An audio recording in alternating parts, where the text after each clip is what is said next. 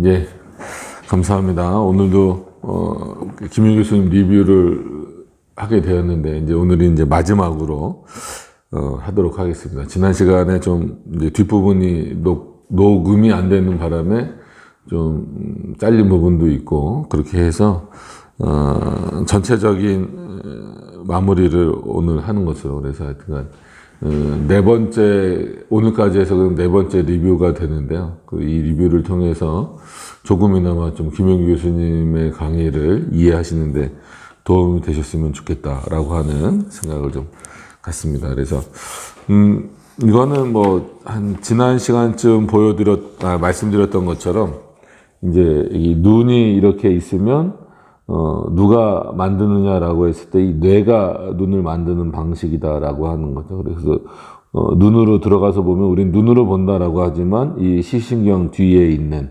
그래서 이제 그 세 번째 층, 네 번째 층 이렇게 말하는 시신경들이 있는, 그리고 이 뒤에 밑에 이제 있는 비주얼 코르텍스 요 부분, 이런 내용들을 통하여서 이제 눈이 만들어지게 된다. 그러니까 모든 근원은 이제 하나님께 있다라는 거죠. 우리가 하나님의 형상대로 지음을 받았다라고 했을 때도, 물론 동물도 보고 다 보긴 하지만 우리를 통해서 보게 하셨다라고 하는 것은 하나님 보시는 분이시기 때문에 우리가 보는 존재이고, 하나님이 들으시는 분이기 때문에 우리도 듣는 존재이다라고 하는 것, 그런 것들을 이제 드렸었고, 또 이제 철학에 대해서도 말씀드리면서, 지금 현재 철학들은 인간이 뭔가 신을 증명해 보고자 하는, 그래서 또한 그 근원도 마치 인간 안에 있는 것처럼, 그래서 이제 의지를 말하는 데 있어서도 그게 과연 인간의 본성에서 나올 수 있는 것이냐, 아니면 그 자유로움이 하나님으로부터 부여된 것이냐라고 했을 때, 철학자들은 당연히 자기 안에서, 인간 안에서 나올 수 있다, 이렇게 생각을 하는 거죠. 이렇게 말씀을 드리는 이유는 언어도 그렇고 철학적 사고도 그렇고, 그리고 중세시대에만 하더라도 현대시대도 마찬가지인 경우도 있지만, 철학자이고 또 심지어 신학자이고 과학자이고 수학자이고 이런 경우도 많이 있습니다. 그래서 뉴턴도 철학 쪽에서도 관심이 많이 있는 인물이고, 또 수학계 쪽에서도 만유인력의 법칙과 더불어서 적분 미분을 공식화한 인물로서, 물론 이제 그 뉴턴 이전에도 있었지만 그래도 지금도 이제 뉴턴의 공식을 많이 따라가고 있는 어떤 그런 부분들이 있기 때문에 우리가 또 살펴볼 수밖에 없었습니다. 그래서 그럼 왜 그게 그렇게 중요합니까? 라고 했을 때, 예전 신학자 중에 이제 판덴베르크라고 하는 인물이 있는데, 그 판덴베르크처럼 과학을 가지고 오히려 성경을 증명해보자, 하나님을 증명해보자, 이런 차원에서 하는 거는 아니고요. 그러면은 마치 칸트나 데카르트가 철학적 사고나 이런 인문학적 사고를 가지고 하나님을 찾아낼 수 있다, 즉 창조주를 찾아낼 수 있다, 이런 논리랑 똑같게 되는 거기 때문에 절대 그런 차원에서 예를 들어서 이제 언어의 역사 아니면 수학의 역사 이런 것들을 살펴보려는 건 아니고, 오히려 그 모든 지금 우리가 이 땅에 살아가고 있는 이 가운데 주어진 모든 것들, 또 우리가 생각하고 있는 모든 것들의 가장 근원적이고 가장 모든 것에 있어서 원인자가 되시는 분은 하나님이시다라고 하는 것. 그러니까 그로부터 시작되지 않은 것은 없다. 그래서 우리가 생각하는 철학적 사고도, 인문학적 사고도, 또 언어라고 하는 것도 다 그로부터 주어진 것이다. 그래서 언어의 주인은 하나님이시다. 그래서 그때도 말씀드린 것처럼 한국어의 주인도, 히브리어의 주인도, 헬라어의 주인도 우리가 아니고 어느 민족이 아니고 하나님이시다, 이렇게 말씀드린 것처럼, 이런 숫자라는 개념, 수를 세기 시작한 것도 우리는 우리가 먼저 센 것처럼 생각하지만 하나님이 세셨다라고 하는 거죠. 그래서 누가 몇 년 살았다, 누가 몇 년 살았다, 그걸 어떻게 압니까? 숫자에 대한 개념 자체가 지금도 잘 배우지 않으면, 우리나라 같은 경우도 지금 학력이 떨어졌다 그래서 초등학교 아이들이 곱셈도 제대로 못하고 덧셈도 힘들어하는 상태다까지 이렇게 나오잖아요. 그거는 이제 그만큼 수를 세는 것도 마치 우리가 생각할 땐 자연스러운 거라고 생각하지만 그 교육이거든요. 그럼 하나님이 그런 수를 세게 하시지 않았으면 과연 그런 누가 수를 셀 수 있었겠느냐. 그리고 어떤 방향을 정할 때 동서남북을 하나님이 알려주시지 않았다라고 한다면 인간이 어떻게 동서남북을 생각하고 오른쪽으로 갈까요? 왼쪽으로 갈까요? 뭐 북쪽으로 갈까요? 남쪽으로 갈까요? 이것을 어떻게 알 수 있었겠느냐라고 하는 거죠. 지금이야 이제 뭐 교육을 통해서 배운다라고 하지만 최초 인간, 뭐 아담에게 아니면 그 이후에 그런 어떤 이런 그 사고들이 완전히 정리되지 않은 상태에서 그런 부분들에 대해서 어떻게 그들이 방향을 알았고 수를 알았고 언어를 알았을까라고 했을 때 하나님으로부터 주어진 것이다. 근데 문제는 뭐냐면 그렇게 하나님으로부터 다 받았음에도 불구하고 사람들이 언어를 생각하는 데 있어서도 그렇고 수를 생각하고 방향을 생각하는 부분들에 있어서도 이게 이제 수리학적이고 언어학적 개념이잖아요.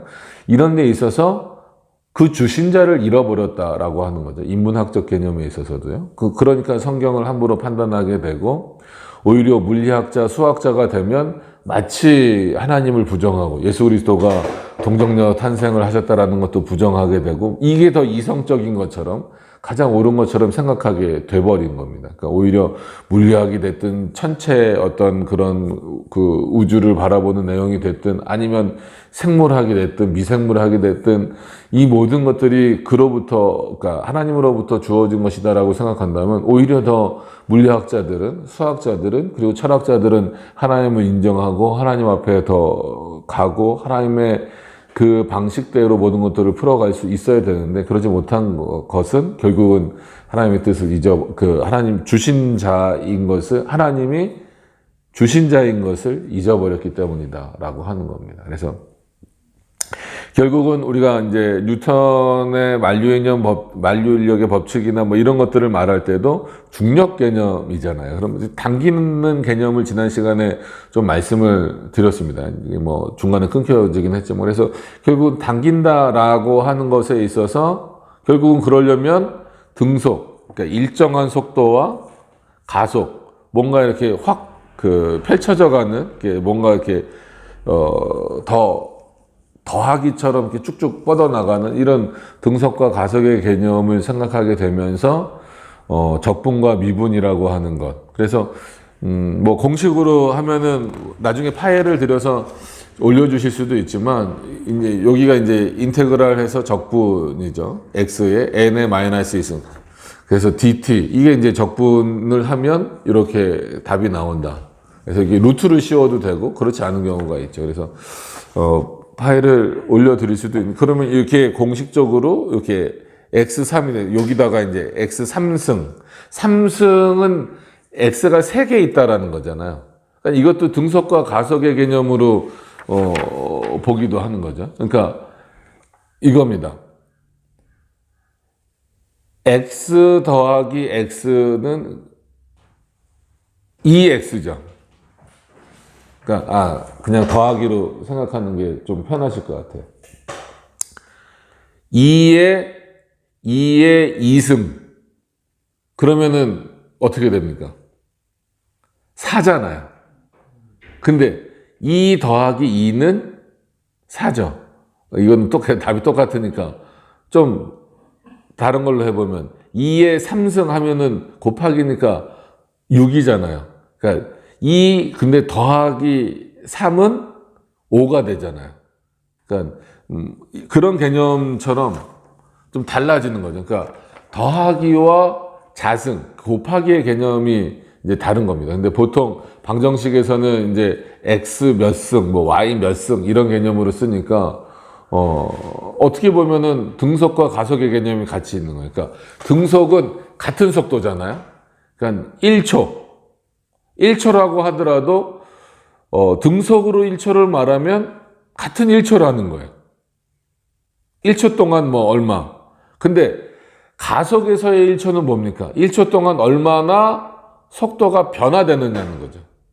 등속을 말할 때는 1초 동안 속도가 얼마만큼 유지되느냐 이걸 말하는 거고요. 그러니까 이런 부분들을 조금 생각을 해보셔야 됩니다. 그러니까 그래서 말씀드렸던 것처럼 중력은 어디서나 다 다른데 지금 뉴턴이 말하고 있는 적분의 개념에서는 어느 정도는 통할 수 있어요. 그래서 여기 뭐 X의 2승, X의 3승, X의 4승, X의 5승, X의 6승, X의 7승, 뭔가 규칙이 있고 뭔가 이렇게 쭉 그 나열이 되는 것처럼 보이지만 더 진행될 때는 이게 맞지 않는다라고 하는 부분들이 있는 겁니다. 그러면 하나님이 이 세상을 통치하시고 역사하시는 그 부분들에 있어서 과연 이 적분으로 생각할 수 있느냐. 그러니까 뜻으로 말씀드리면, 공식보다 뜻으로 말씀드리면 적분은 한마디로 이 넓이를 계산해내는 거예요. 쉽게 말하면 넓이를 계산해내는 겁니다. 그러니까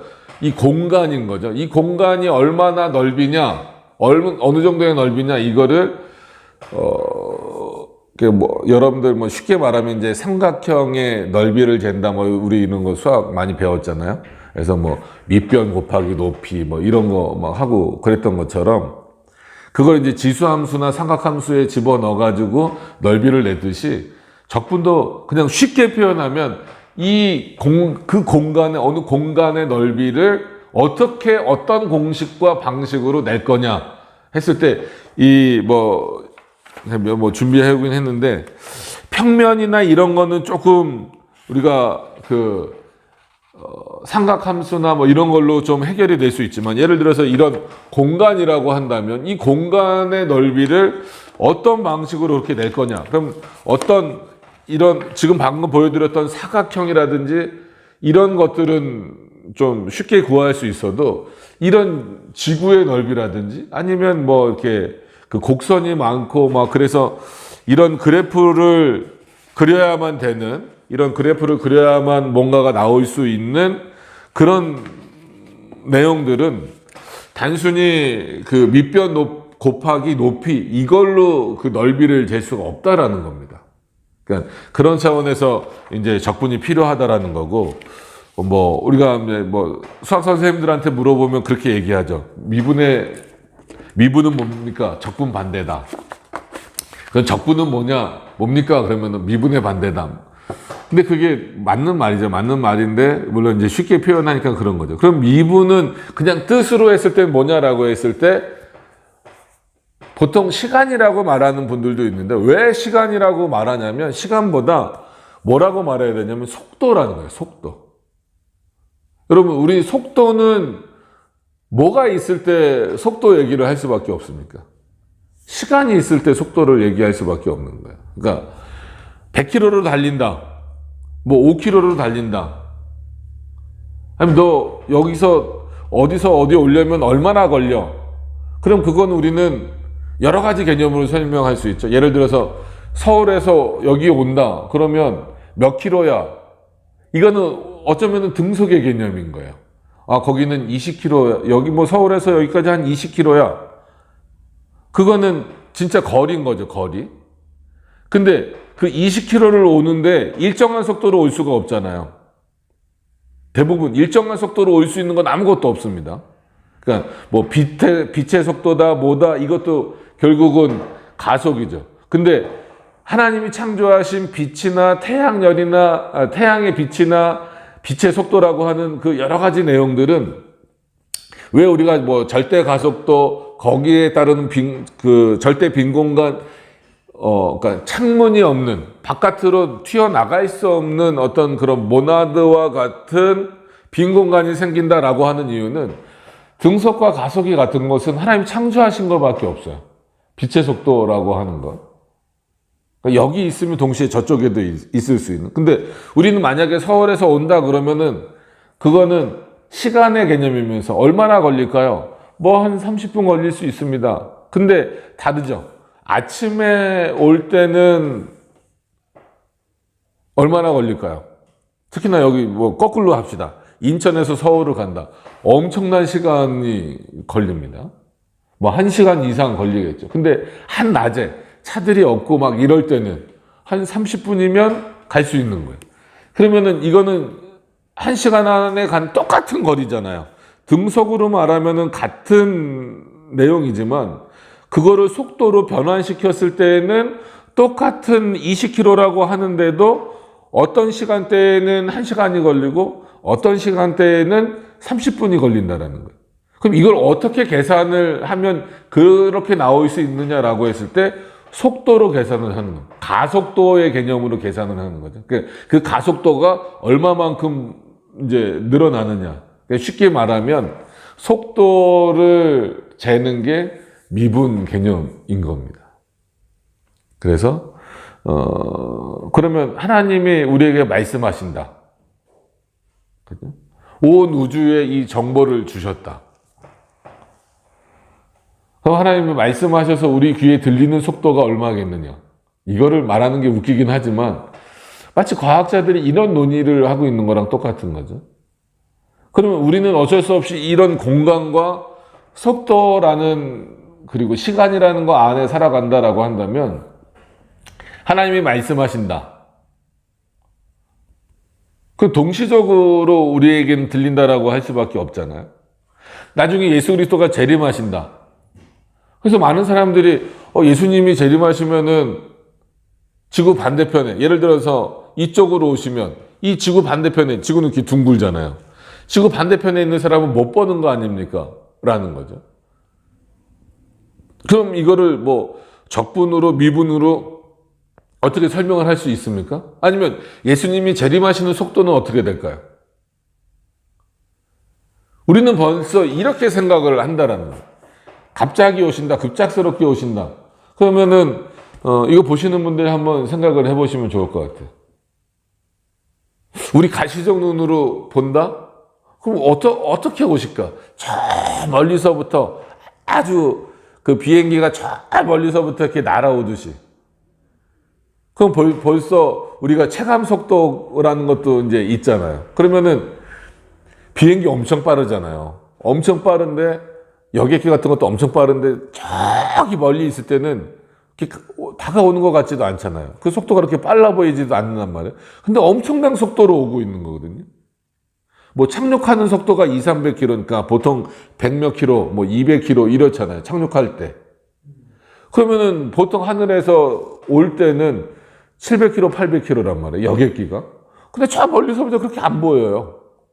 점점 다가와야 속도도 빨라 보이고 공항 근처에서 막 볼 때 이만한 게 막 내려오고 그렇게 하잖아요. 그럼 예수님도 저 멀리서 그런 속도로 오실까요? 그럼 그건 아닐 수 있다. 그럼 어떻게 이걸 설명을 하겠냐는 거예요. 말씀드리고 싶은 거는 궁극적으로는 적분이 됐든 미분이 됐든 공간적이든 시간적이든 그렇게 하나님의 뜻이 설명되어질 수 있는 방법은 없다라고 하는 겁니다. 근데 어찌됐건 간에 현대과학은 지금 이런 특히나 고도로 발전되고 있는 이런 미적분의 관계들을 통하여서 오히려 성경의 불합리함을 많이 드러내고 있잖아요. 근데 이제 반대로 그렇기 때문에 우리가 뭐 수학자가 되자 이런 거는 절대 아니지만 이런 수학적 개념 그리고 이 수학적 개념이 가지고 있는 오류들, 오류는 물론 뭐 이제 공간은 그런 차원에서 적분도 되고 미분도 되지만 시간은 적분도 안 되고 미분도 안 된다라고 하는 것. 그게 이제 저희가 주장하고 있는 바인데 뭐 그거를 다 설명드릴 수는 없고 그럼 왜 그럴 수밖에 없느냐라고 했을 땐 결국은 창조주 하나님이 역사하시는 것을 그런 공식으로 판단해낼 수 없다라고 하는 것. 그거 이상이 아니다. 그러니까 그거 이상을 넘어서셔서 말씀하시는 분으로 그리고 모든 것을 자신의 뜻대로 역사하시는 분으로 계신다라고 하는 것. 그것이 중요한 의미를 갖고 있다라고 하는 사실입니다. 그러니까 그런 차원에서 과연 이제 우리가 말하고 있는 뉴턴이나 이런 인물로 발전됐던 이런 미분과 적분의 개념이 과연 얼마만큼 적용될 수 있느냐. 그래서 지난 시간에 제가 뭐 여기 칠판에서 잠깐 설명드렸던 것처럼 탄젠트, 사인, 코사인 뭐 이런 거 했을 때 특히나 탄젠트 90의 개념에서 이 그래프로 그려보면 이게 그냥 사람이 그린 게 아니고 컴퓨터에서 구현해낸 거거든요. 그럼 절대 붙지 않아요. 절대 붙지 않는데 공식으로는 붙는다. 붙는 것처럼 마치 직각관계다. 직각관계다 이렇게 설정이 돼야 그러니까 뭐 결국은 가설이 되겠죠. 그래야만 공식이 성립되고 이런 세계가 만들어지는 일들이 있게 되는 겁니다. 그래서 그러니까 이런 부분들을 우리가 생각할 때 지난 시간에 말씀드린 거는 약간 겹쳐서 죄송하긴 하지만 그럼에도 불구하고 즉 주신 자를 잃어버렸음에도 불구하고 이런 질문들을 하시기 때문에 이런 답변을 드린다라고 말씀을 드렸습니다. 그러면 그렇게 지금 미분도 틀리고 적분도 틀리고 뭐 이렇게 수학에서 가설로 만들어진 공식들이 그러니까 방정식 같은 것도 그렇고 그러면은 그런 거 가지고 이런 문명이 만들어졌는데 이건 어떻게 설명할 겁니까? 라고 했을 때 하나님은 주신 자로 계시기 때문에 그걸 받은 자, 즉 우리들이 그런 내용을 잃어버렸다 할지라도 그러니까 주신 자를 잃어버렸다 할지라도 하나님은 얼마든지 자신의 뜻으로 그리고 이렇게 주어진 내용들을 통하여서 이런 문명들을 만들어 가실 수 있는 분이시다라고 하는 거예요. 그래서 오히려 우리에게 있어서는 진짜 직선의 개념을 가질 수 없지만 하나님에게는 그 직선의 개념이 유일하게 있는 분이다라고 하는 거죠. 그래서 우리가 쉽게 얘기해서 지구가 공전한다, 그러니까 태양 주위를 돈다라고 했을 때도 그냥 동그라미 이렇게 삥 돌리잖아요. 과학책도 그렇고. 근데 실제로 그렇게 가지 않는단 말이에요. 이렇게 하면서 가겠죠. 근데 우리는 그걸 보고 그냥 동그랗게 돈다 이렇게 설명을 한단 말이에요. 그럼 지구가 자전한다라고 했을 때도 그냥 한 바퀴 뺑 이렇게 도는 개념이 아니고 어떤 그 독특한 궤도를 가지고 도는데 또 이탈하지 않아요. 그러니까 이거를 과연 이런 수리학적인 것으로 단순하게 설명할 수 있느냐, 중력 개념으로 설명할 수 있느냐, 미적분의 개념으로 설명할 수 있느냐, 그렇게 되지 않는다는. 오히려 미분이 됐든 적분이 됐든 이거는 직선이야, 이거는 원이야. 이렇게 가정을 해야 그 계산이 나온다라는 거죠. 그렇기 때문에 우리는 거기에만 함몰되어서 그게 다다. 그게 그러니까 그것과 하나님의 말씀은 별개야.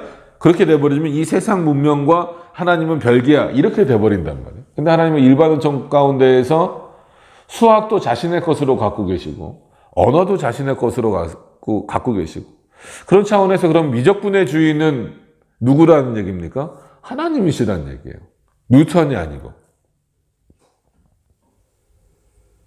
그러니까 이거를 중점적으로 확인을 좀 하려고 그래서 더 계시로 주신 하나님의 말씀의 뜻이 무엇인가를 확인코자 하시는 어떤 그런 내용을 뭐 개성윤이라고 하는 연구소에서 끊임없이 하고 있는 겁니다. 그러니까 그것을 요번에 이제 바세미 강의 때 조금 이제 말씀을 해주신 건데 그거를 이제 좀 보시는 분들에게 도움을 드리기 위해서 이렇게 4번에 걸쳐서 말씀을 좀 드렸습니다. 그래서 뭐 이런 사진들도 결국은 여기 이제 중간에 이게 이제 빅뱅 이론 뭐 이런 거거든요. 그러니까 이런 내용들도 이게 이제 뇌의 뉴런 뭐 이런 내용들도 결국은 그럼 누가 주셨느냐라고 했을 때 하나님이 주셨다라고 하는 거. 그러니까 이런 차원에서 좀 이런 부분들을 인식하실 수 있는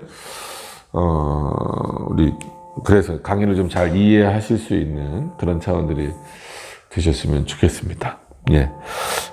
더 많이 뭐 설명을 드릴 수도 있지만 뭐 제가 하는 것보다는 나중에 이제 또 우리가 이제 후반기에 또 김영 교수님 또 강의를 준비하고 있으니까 그때 아마 또 이런 비슷한 말씀들을 전하실 텐데 그때 조금이라도 이렇게 쉽게 좀 이해하실 수 있기를 바라는 마음에서 좀 몇 번에 걸쳐서 했습니다. 감사합니다.